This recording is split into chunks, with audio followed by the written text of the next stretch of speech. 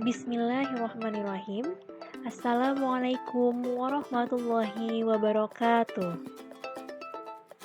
Apa kabar semuanya? Semoga selalu dalam keadaan sehat dan semangat untuk belajar ya. Setelah kita mempelajari teks prosedur dan teks eksplanasi, hari ini kita lanjut ke materi berikutnya, yaitu materi ceramah. Namun, sebelum memulai kegiatan pembelajaran, seperti biasa, mari kita membaca basmalah bersama. Bismillahirrahmanirrahim. Sehubungan dengan hal tersebut, kompetensi dasar pada materi ceramah hari ini ialah mengidentifikasi informasi berupa permasalahan aktual yang disajikan dalam ceramah, serta menyusun bagian-bagian penting dari permasalahan aktual sebagai bahan untuk disajikan dalam ceramah. Pada gambar tersebut terlihat bahwa terdapat seseorang yang sedang menyampaikan ceramah di depan peserta didik. Sehubungan dengan itu, pernahkah kamu mengikuti atau mendengarkan ceramah seperti gambar yang ditampilkan? Di mana kamu mengikuti atau mendengarkan ceramah tersebut, dan apa permasalahan yang dibahas dalam ceramah yang pernah kamu dengar?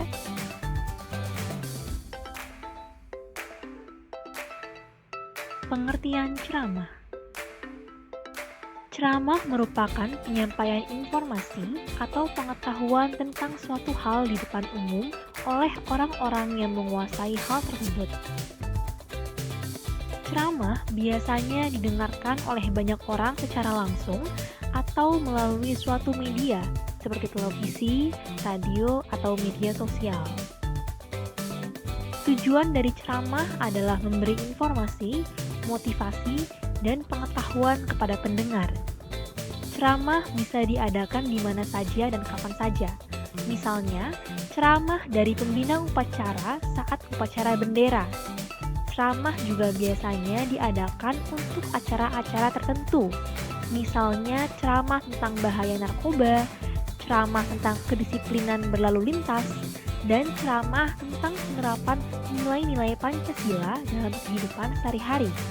Dengan demikian, hal-hal yang disampaikan pada ceramah biasanya bersifat umum dan bersifat keilmuan.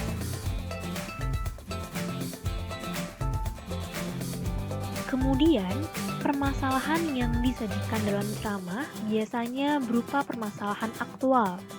Permasalahan aktual merupakan permasalahan yang sedang hangat dibicarakan oleh banyak orang, baru saja terjadi, dan betul-betul ada.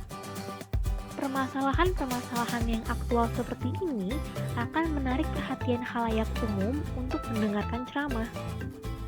Untuk mengidentifikasi informasi berupa permasalahan aktual dalam ceramah, hal yang harus kamu lakukan adalah menyimak ceramah dengan saksama.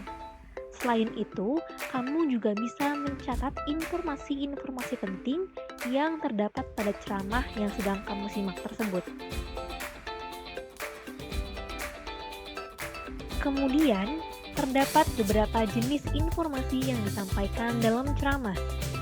Antara lain, informasi berdasarkan fungsinya. Misalnya, informasi yang menambah pengetahuan pendengar, motivasi pendengar, dan sebagainya. Adapun berdasarkan format penyajiannya, informasi dapat disampaikan melalui media seperti televisi, radio, atau media tulisan. Lalu, informasi berdasarkan lokasi berisi tempat terjadinya peristiwa, misalnya dalam skala daerah, skala nasional, maupun skala internasional. Kemudian, informasi berdasarkan bidang kehidupan, misalnya tentang bidang pendidikan, bidang olahraga, budaya, dan sebagainya. Adapun berdasarkan bidang kepentingan, misalnya terdapat informasi tentang keselamatan atau kelangsungan hidup pembaca atau pendengar, informasi tentang peluang pembaca atau pendengar untuk memperoleh sesuatu, dan sebagainya.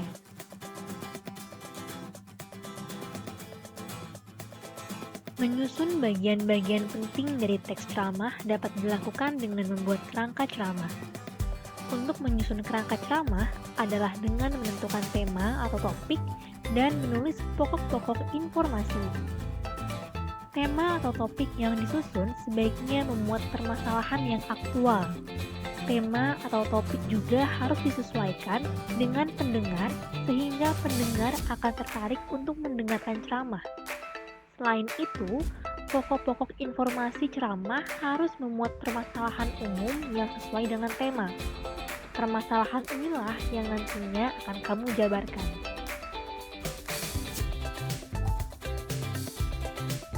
Selanjutnya, teks ceramah disusun oleh kalimat-kalimat yang panjang. Kalimat-kalimat dibentuk oleh 2 kalimat atau lebih.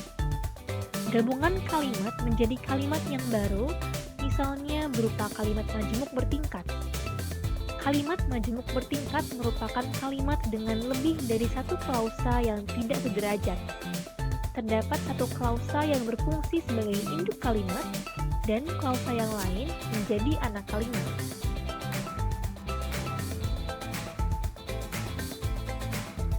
Induk kalimat adalah klausa yang sudah bermakna, meskipun tanpa terikat atau bergabung dengan klausa yang lain. Induk kalimat dapat berpotensi menjadi kalimat sendiri. Sementara itu, anak kalimat adalah suatu klausa yang tidak dapat berdiri sendiri sehingga membutuhkan klausa yang lain. Biasanya, anak kalimat ditandai dengan konjungsi di depannya.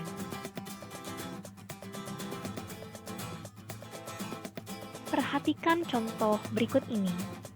Ayah mencuci motor ketika matahari berada di ufuk timur. Pada contoh tersebut, dapat diketahui bahwa induk kalimatnya ialah ayah mencuci motor. Sedangkan anak kalimatnya ialah ketika matahari berada di ufuk timur.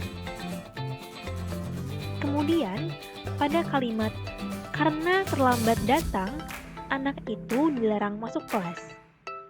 Pada contoh kedua, anak kalimatnya ialah karena terlambat datang, di mana ditandai dengan adanya konjungsi karena. Dan anak itu dilarang masuk kelas merupakan induk kalimatnya. Cukup sekian pembahasan mengenai materi pertama ceramah ini. Semoga apa yang telah disampaikan dapat kalian pahami dengan baik ya. Apabila ada yang ingin ditanyakan, silakan disampaikan. Terima kasih untuk perhatiannya.